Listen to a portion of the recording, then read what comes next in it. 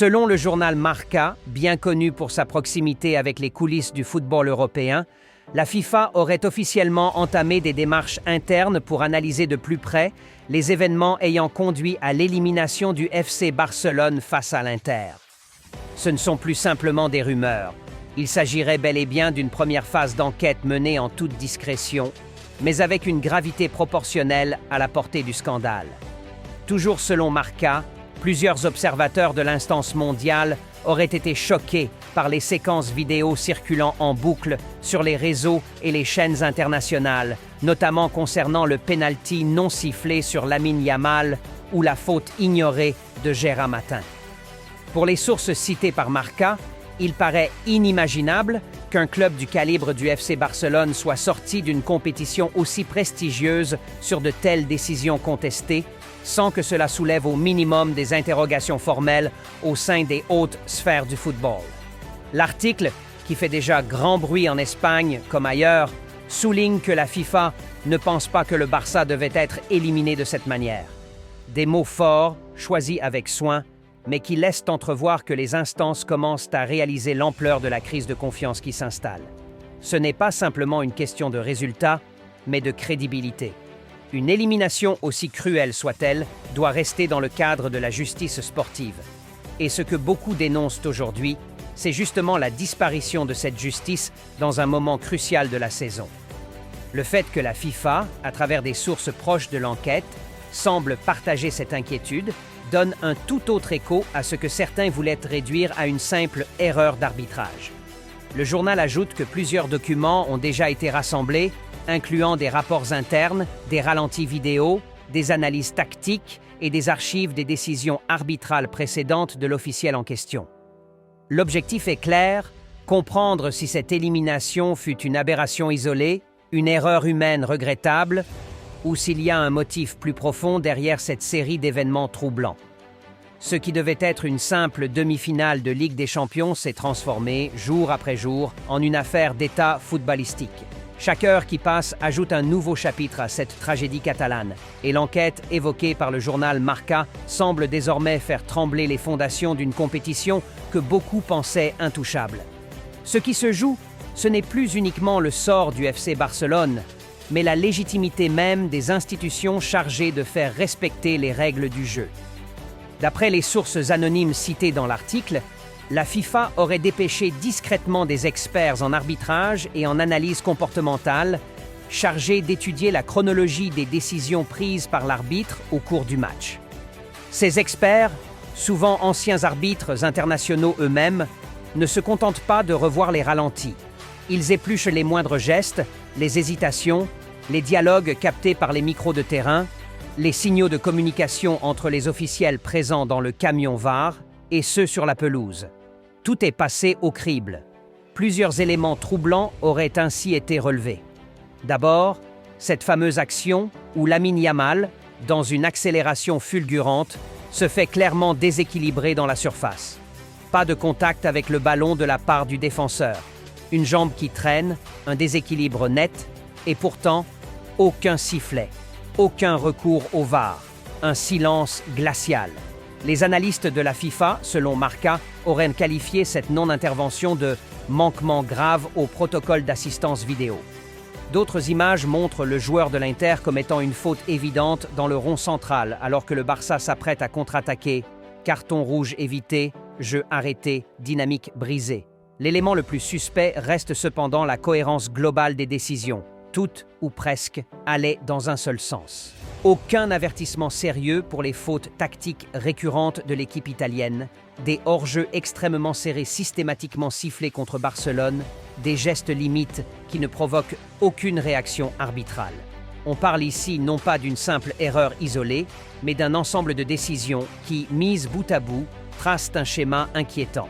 Ce n'est pas seulement la presse espagnole qui s'empare du sujet. En Italie, même certains médias proches de l'Inter reconnaissent à demi-mot que la gestion du match fut favorable, clément, voire étrangement permissive.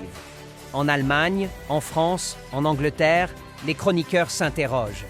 Les consultants arbitrage de grandes chaînes européennes, pourtant souvent modérés, emploient désormais des mots durs, incompréhensibles, graves, inacceptable à ce niveau. Alors que les rumeurs et les spéculations autour de l'arbitrage continuent de faire rage, une présence notable manque dans ce tumulte, celle du FC Barcelone. Le club, dans ce moment de crise, a choisi de garder un silence stratégique. Malgré la frustration évidente, malgré l'indignation ressentie par ses supporters et l'incompréhension face à l'élimination, le FC Barcelone reste pour l'instant muré dans le silence.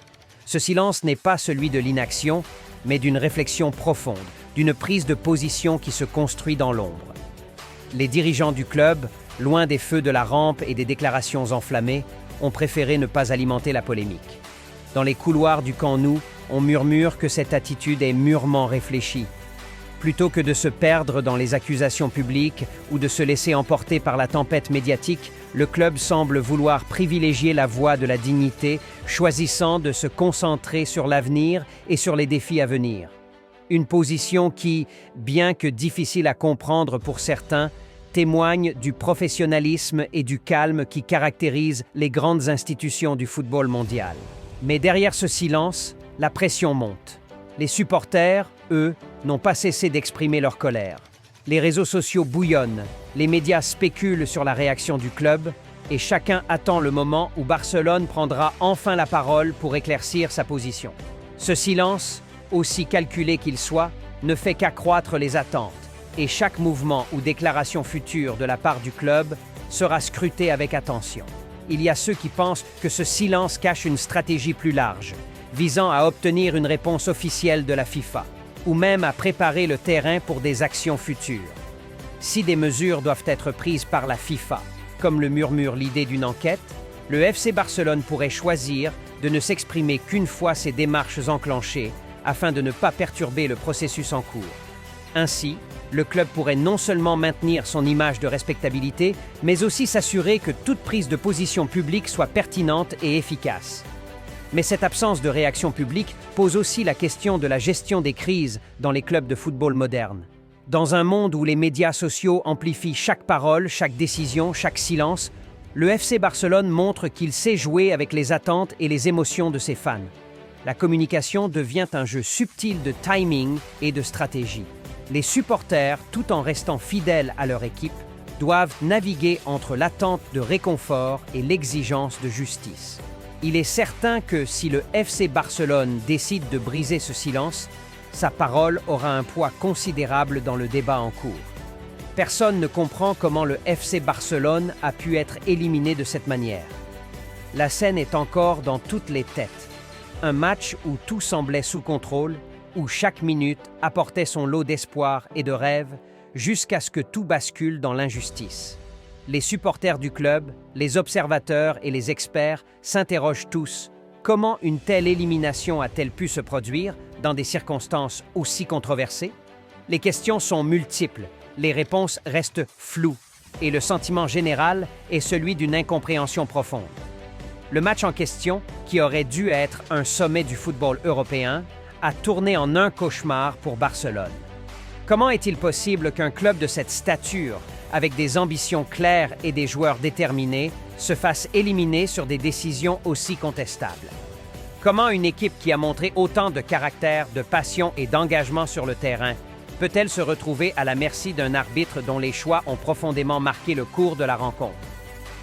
La controverse sur le pénalty non sifflé sur Lamine Yamal, l'action qui semblait évidente pour tous, a pris une dimension symbolique.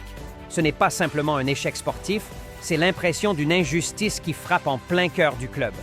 Les images et les ralentis tournent en boucle, et chaque vision de cette faute non sanctionnée nourrit un peu plus la colère des supporters.